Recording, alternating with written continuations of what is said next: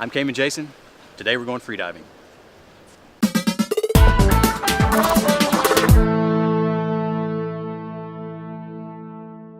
So welcome to Cayman's North Wall. It's swelly Friday morning. We're out here with our freediving model, Coral. We're going to be doing some freediving shots with her this morning, and today's all about perspective. So we're going to place Coral beside this deep vertical north wall, and we're going to show the viewer the perspective of the shot, but we're also going to give the viewer an idea of the incredible visibility we have here in the Cayman Islands. The sun's low in the sky. Conditions are, aside from the surface chop, conditions are perfect. So let's go do it. You ready? I'm ready, let's go.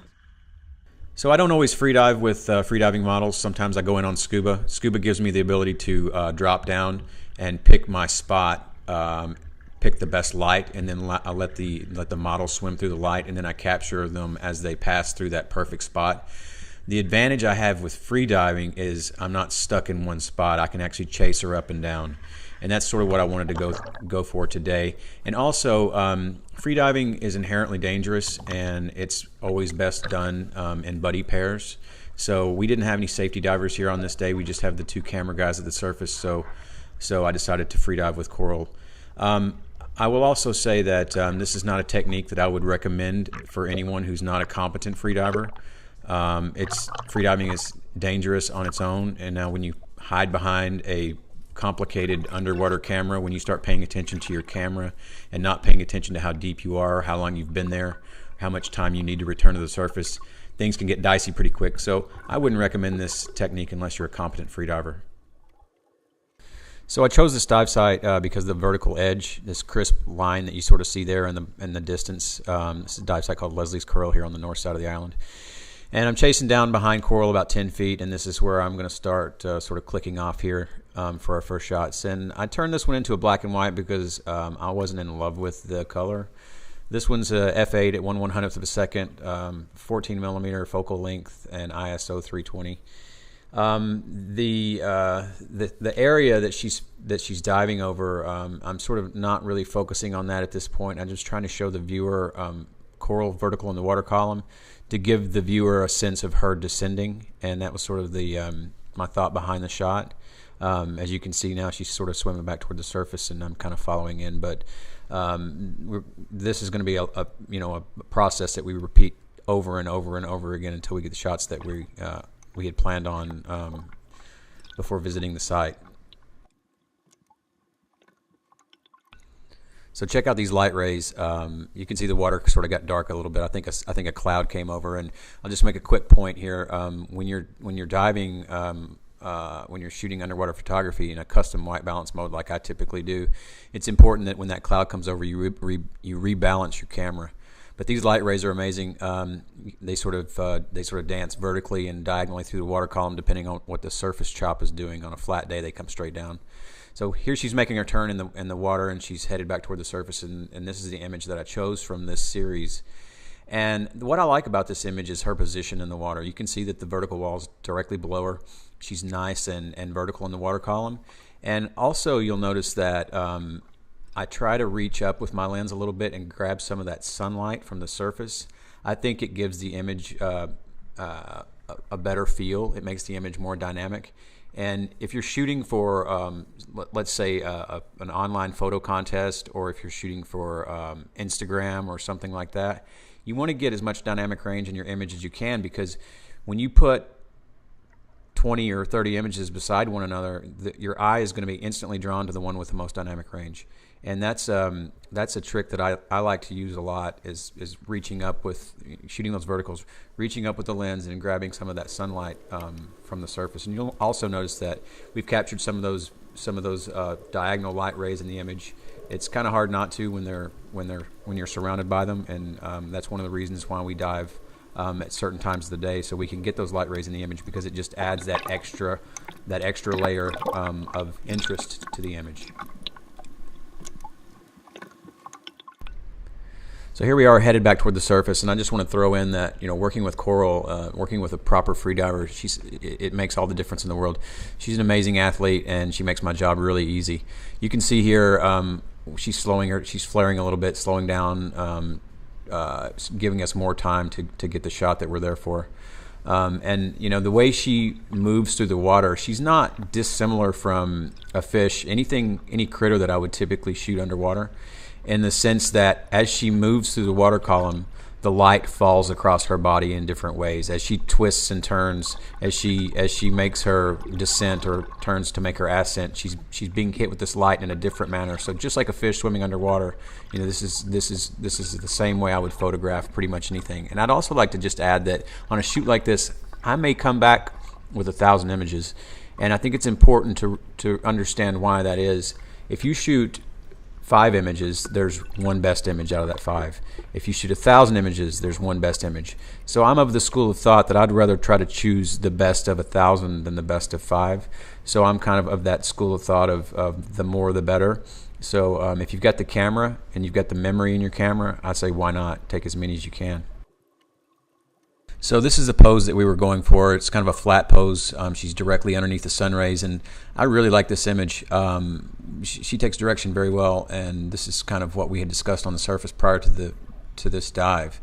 Now, if you look into the image, you'll notice that you can sort of see the lens and the reflection of the housing. There's nothing you can really do about that. It's just what's going to happen when you shoot an underwater camera up into the sun. You're going to get some of that reflection back from the inside of your dome port. One other thing I'll say about this image is back to that, I shoot a lot of images. I'm shooting 7 frames a second here, and the three frames before this image and the 3 frames after this image, they were all great images, but this was the best one, and I was able to choose this because I shot a lot. For me, it's going to always be, get as many as you can while you're down there, particularly in a situation like this. Now, I'm lucky enough to live here in the Cayman Islands, and I can get out and go do this every day. But if you're on holiday and you're visiting, some location that you saved up for 6 months to a year to visit, get your camera settings down, get in the water, and then shoot away. You're going to have a better chance at getting that shot, at getting the perfect position on the turtle, the angelfish, whatever your subject is, the more you shoot. So get your camera settings down and then fire away. On this image, we were at f8 1/100th and ISO 380. So here we are going back to the surface, and I just want to make mention of the fact that we've got 2 other photographers in the water with me today here. We've got Lance shooting Hero 6, and then I've got Ivan on the Panasonic GH5, and that's what you're looking at right now is the GH5. And you can see the effect pointed into the sun of this camera is terrible. You can see the writing on the lens, and you'll also notice that it's really sort of reddish, and the reason for that is we're shooting a custom white balance. So that the image at depth won't be all blue and monochromatic, so it's going to be a little bit warm at the surface. Now this camera, if you read the reviews on the line, it says that it has this amazing ability to capture a custom white balance with ambient light at depth, and I just have not found that to be the case. Now I do have a pair of high-end Keldan video lights that I shoot with the Panasonic GH5, and that image is amazing and so smooth, but the ambient white balance not so much. So here we are making a turn, and we're going for the shot, and this is what we got. I really love the image. I love how vertical she is in the water column here, how she's got her arms out 90 degrees to her body, and really couldn't have picked a better spot to get her dead center of the sun and those light rays. And when I'm chasing her down, I'm trying to get in that perfect spot so that she lines up between me and the sun, and that's really what's in my head on a shot like this. The settings were the same, so I didn't really change anything in camera. I just tried to line her up dead behind the sun. Heading back to the surface, we're still shooting, and she's still trying to hit that pose. So she's got great control here. You can see that she's kind of putting her arms out and spreading her fins out a little bit, and that's slowing her ascent. And you can see here that this is really one of my favorite images of the shoot. I like this one better than the other because of her position in the water. She's sort of kind of facing into the light rays, and you're trying to, I'm shooting the same subject in the same area, but she's different in each image, and that has to do with her positioning in the water, how deep she is, and how the light falls across her body. And this, for me, is my absolute favorite image of the day. I like all of them, but this one I think is the best. Now you'll notice that in all of my images, then there's a very distinct tonality. And what I do differently, I think, than a lot of underwater photographers is I'm trying to recreate exactly what I see with my eye in camera. Now I know when I say that, you're probably thinking, yeah, no kidding. But let me explain. So a lot of photographers will use a flash mode in their camera and have a fast shutter speed. And basically what they do is they illuminate their subject with the flash, and that fast shutter speed will allow them to overpower the ambient light, flooding the scene with artificial light. And what happens is you get this blue background. It's just not natural. So what I do that's different is I am shooting some artificial fill light on this shot, but very little. So what I will typically do is I will white balance my strobes to my camera. So I don't shoot in flash mode. I shoot in manual mode in a custom white balance. And that gives me the ability to get these natural tones out of the water. So when I look at this image, what I'm seeing is coral freediving in the water, just as I saw it with my eye. And I think that's important. And I think that trying to get that natural blue color in the water and trying to recreate the scene as you see it with your eyes, for me, is super important, and it's always my objective.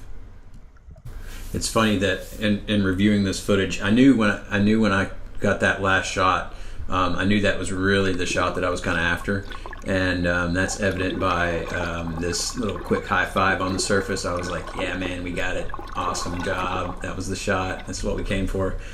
But we shot a few more. These are similar, different but similar to the last images. I think I have a little bit less f-stop in this image.